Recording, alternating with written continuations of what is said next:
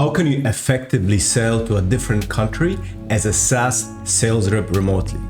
This is what we're going to discuss in this video, and I'll give you 5 tips on this. I'm Phil Plempa from Apex Virtual Selling, where we help companies sell more SaaS by leveraging modern virtual selling strategies. So this topic of selling your SaaS product to another country without necessarily being based there is certainly a big topic, and there's a lot that could be discussed both from a strategy point of view as well as execution on a management level, sales rep level, etc. But what we'll do in this video is we'll focus on the practical side of things and in the context of the account exec, account manager, so a SaaS sales rep that is selling into country B while being based in country A. One thing to put out here also is that I'm aware that you can be based in one country and then selling to a country that is fairly similar to your country in terms of economy, culture, geography, time zone, etc. So for instance, being based in the US and selling into Canada, or being based in Poland and selling to Slovakia, let's say. So for the purpose of this video, we'll assume that this is something a bit more challenging, a bit more ambitious.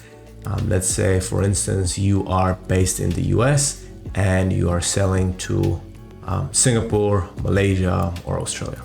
All right, so tip number 1, and this is certainly where you want to start, is doing a bit of research to make sure that in the country where you'll be selling, or in the particular market of that country that you're focusing on, there aren't any big red flags in terms of compliance, etc., that will cause you to not be able to successfully sell, to close deals in that country. So for instance, if you have a product that works well for the government sector, you're targeting the government sector, maybe in the country where you're trying to sell into, there's an issue if you don't have an entity there, or if you don't have an entity that's operating for a certain amount of time, a certain government permit, or let's say a data center there.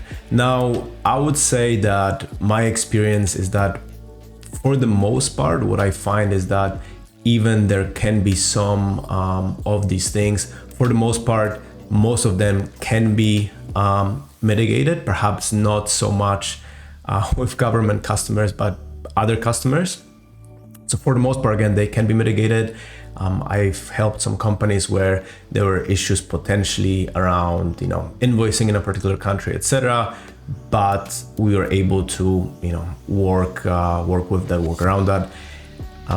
So I would say for the most part, if your product is attractive enough, there's going to be a way to mitigate most of these things, but it's something that you need to be aware of, right? You don't want to waste your time. So that's tip number 1. Tip number 2, make sure you engage your prospects in a way that makes sense for their country. So for example, it's great if you're getting awesome results with email campaigns in your main market.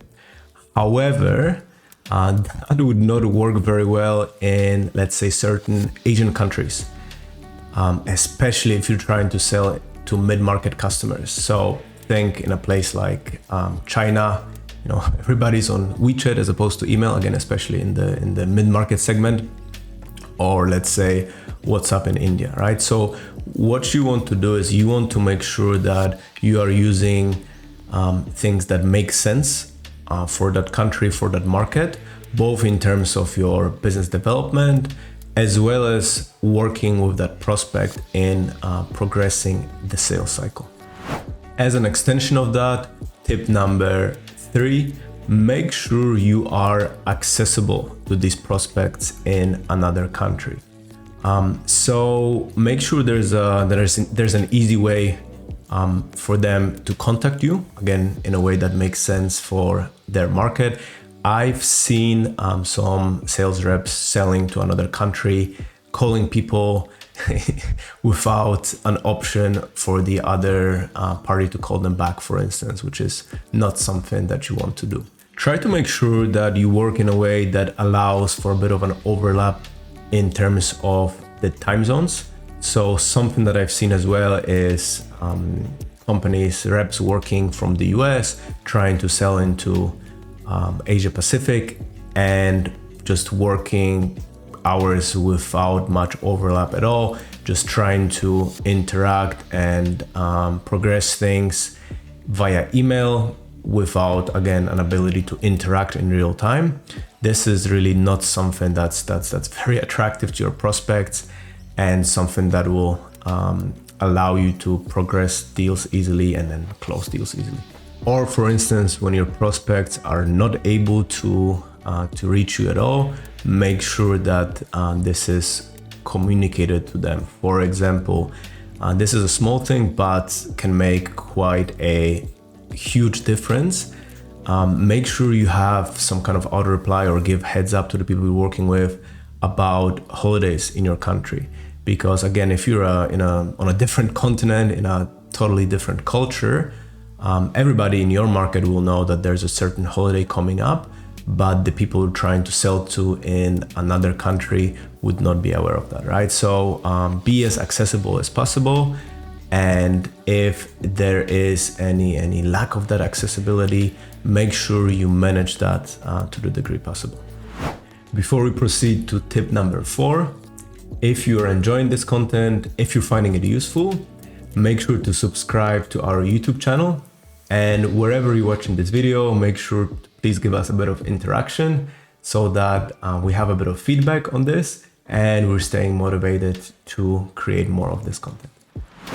Tip number 4, make sure you have a bit of knowledge about the culture of the country you're trying to sell into, and also what's currently going on in that country.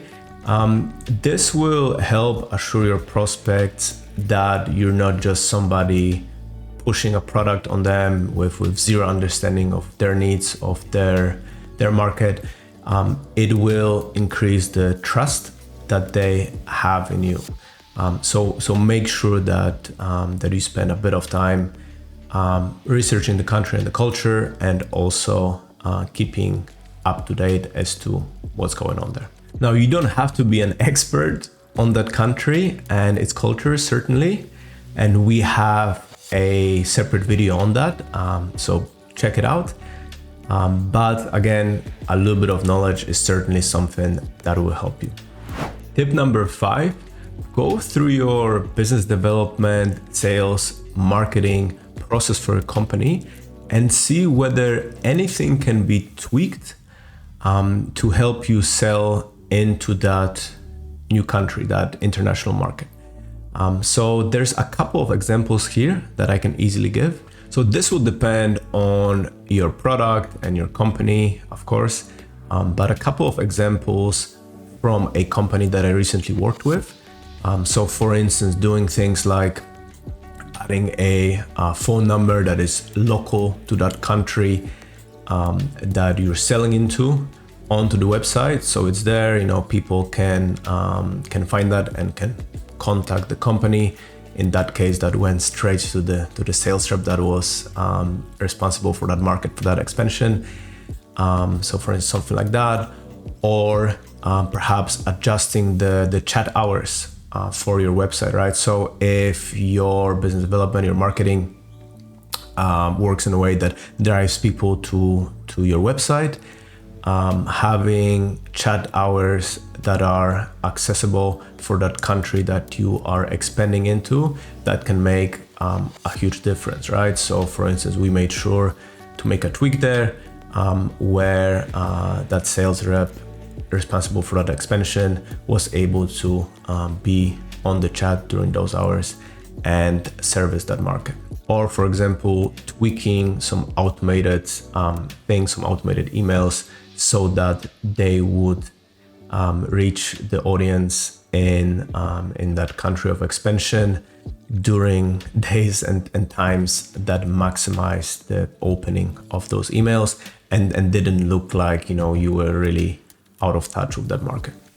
So I'm aware that this is something that will depend on probably the size of your company and its structure. It's certainly always easier to do it in companies that are a bit smaller, but something as even a sales rep to look into, think about, and see what can be tweaked there.